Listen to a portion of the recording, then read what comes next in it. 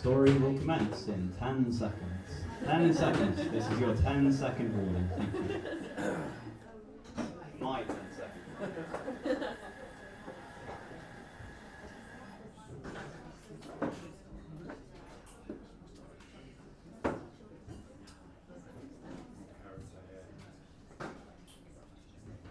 Ladies and gentlemen, Richard Jackson. There's a Tom Lehrer. People know Tom Lehrer, like, poisoning pigeons in the park thing, but he does an opening skit where he has to introduce himself because he can't afford a compound. Anyway, so my story is about finding identity and connection with music and with the instruments that I've used to shape my life. As a professional musician, born and raised in London and now living in Keynsham, I specialise in singing, guitar and piano. I'd like to talk about the moments when these disciplines transformed from my hobbies to my heart into my home. The singing moment happened when I was at primary school, about 10 years old, when I auditioned for a school music competition. I auditioned initially on piano, an instrument I absolutely loathed. I loathed it so much that when my parents would set a timer on the microwave to make sure that I had practiced for 30 minutes, I would then skulk away, find that timer, reset it, and set it to 3 minutes, work my way back. And oh look, the fastest half an hour my parents had ever known. The audition itself was a disaster. I was a terrible pianist. But however, the music teacher at the time, Mr. Pascoe, he was aware and he knew that I had been involved and I'd been singing in choirs for my entire life. Through my mother, she was in a chamber choir, and I was involved in lots of concerts, falling asleep in the back, as I'm sure lots of parents will know, that sort of experience. And a choir called the Walbrook Singers had put in an advert saying, "Come and join us, we do stuff, we go and sing at Wells Cathedral, we go sing at York Minster," and etc. So I did that, which bizarrely earned me about 50p a week, so strictly speaking I was a professional singer from about 6, so Anyway, so Mr. Pascoe is aware of my singing background, and so he invited me to sing. He said, instead, try singing something, and so so I auditioned again, doing the first verse of Harold Dark's "In the Bleak Midwinter," which is a treble solo that I can see a lot of people nodding to. And upon finishing this, Mr. Pascoe turned to the other people auditioning and goes, "That's how you sing!" I was like, what? And that's such a bizarre experience to feel. And then I entered this competition in the grade 1 to 2 category and won. And it was like, oh, okay.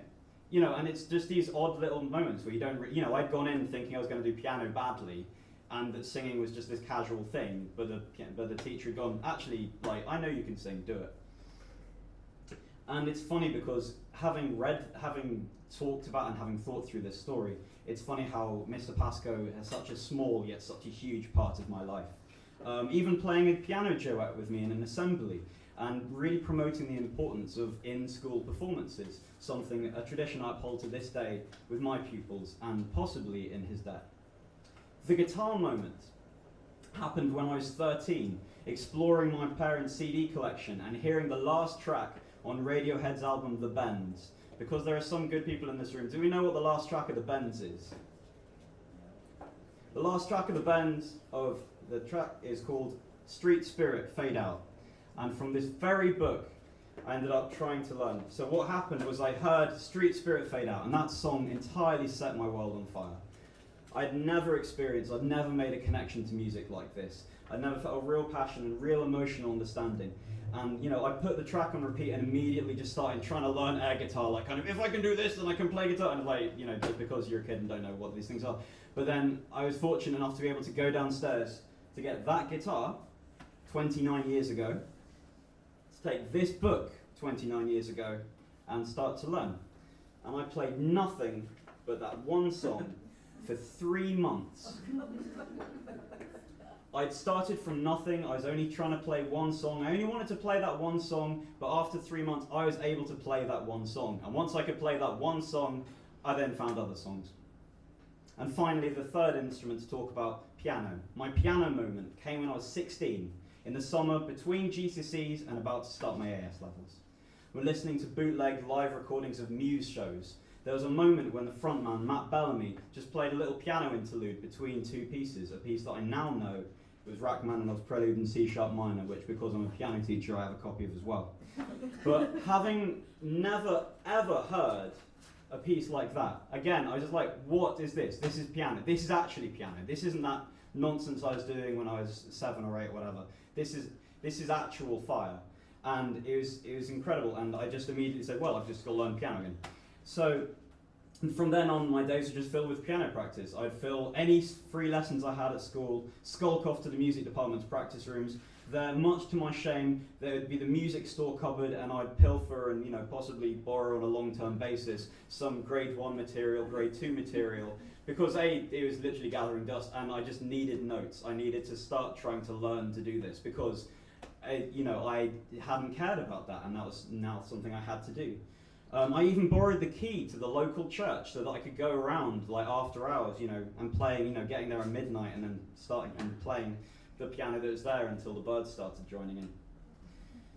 A few months later, around the middle of my AS levels, I started to explore my university options. After a brief search, I found my dream course based on the title alone, Pure Mathematics with Music.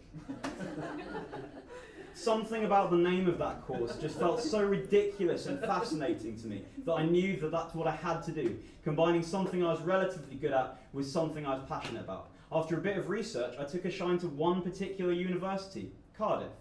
Without having been there and without even having any consideration to my future or any semblance of career, I decided that that was the course that I wanted to go on, and that's where I wanted to go. I was pretty confident with the math side of things. I was actually going to be sitting maths a year early, as is the case with some schools. But I didn't have A-level music, I wasn't going to be doing that, and I didn't have a grade 8 in anything, and that's the standard of instrument you needed to even get through to have an audition to then actually be involved in those kind of things. And I simply didn't have the time. On the best will in the world, I was playing at around sort of grade 4 and 5 standard, and so that just wasn't going to be happening. So I essentially took two kind of options, well, two sort of main pathways and main decisions. One of them was that I decided that I would, even in my A-level year, I would just do AS music. That seemed like the most logical thing for me to do.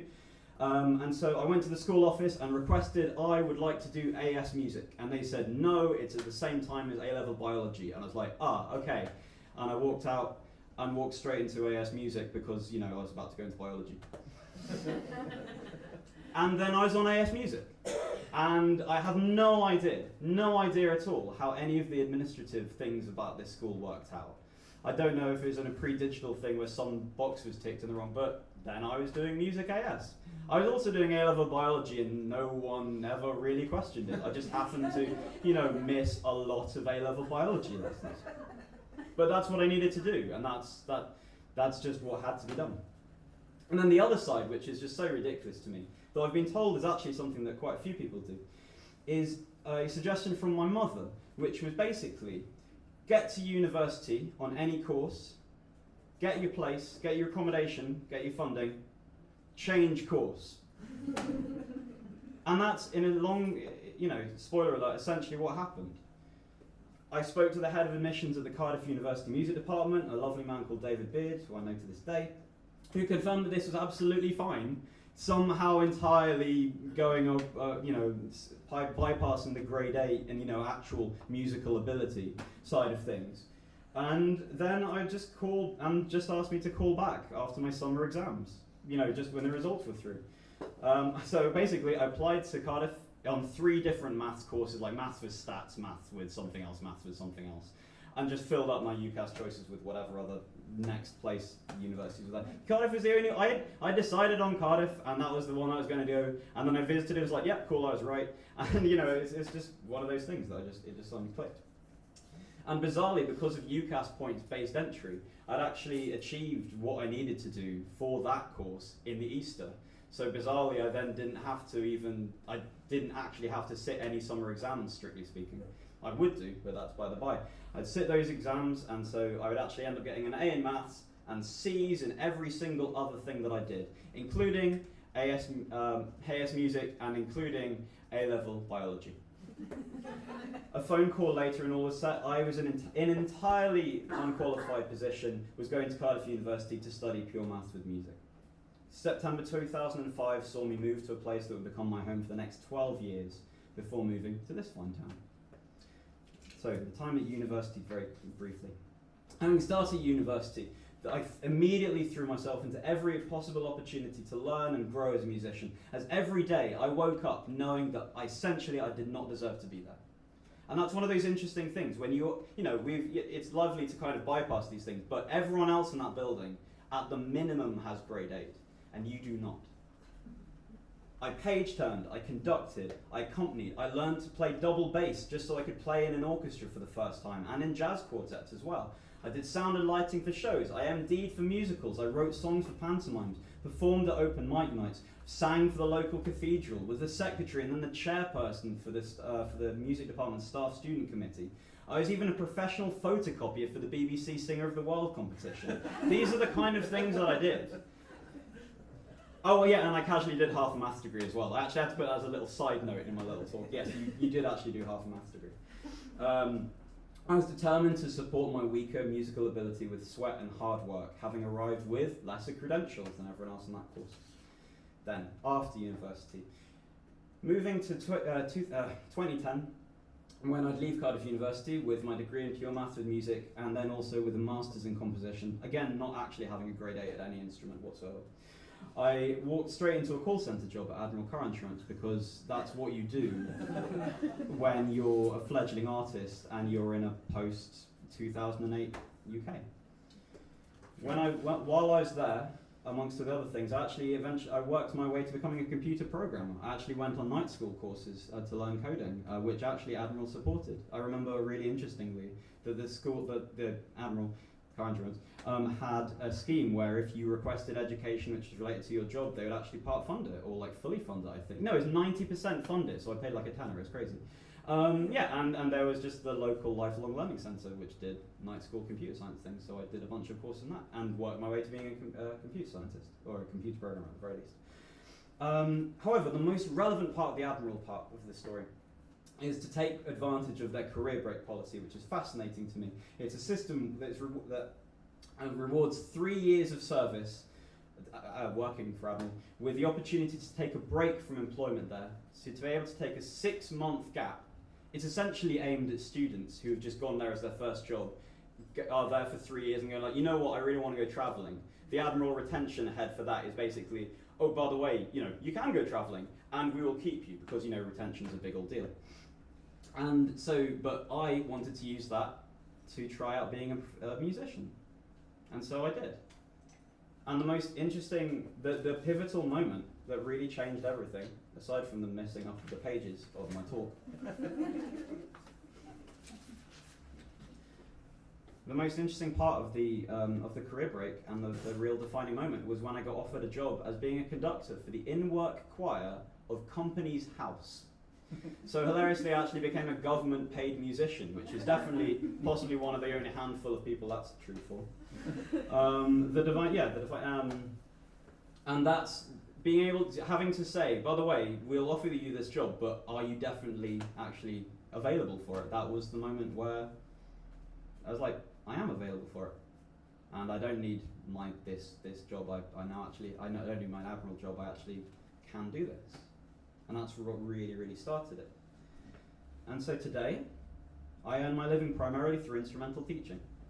One of the things I've learned from all of the kind of, why I listed off this ridiculous mass of the sort of things I did at university was because in terms of sustainable creative living, the number one thing you can be is diverse. And to be open to finding small paychecks in hundreds of places. But in these days, I primarily earn my living through instrumental teaching a number of private pupils and working for Bain's Music Service, where I teach singing, guitar and piano in 5 different schools, including St Cana and in Wellsway, whilst continuing to do what I do to support local music and musicians so that they might have moments of their own. I'd just like to finish off my story today by performing for you what I definitely see as being the most important piece of music in my life, on the very guitar that I learned to play it on all those years ago. So I've been Richard Jackson, and this is Radiohead's Street Spirit. In the spirit of bizarre things, I'd also like to do entirely unplugged, so I know it's all been like incredible crowd noise, but if you could all be a little quiet, that'd be fun.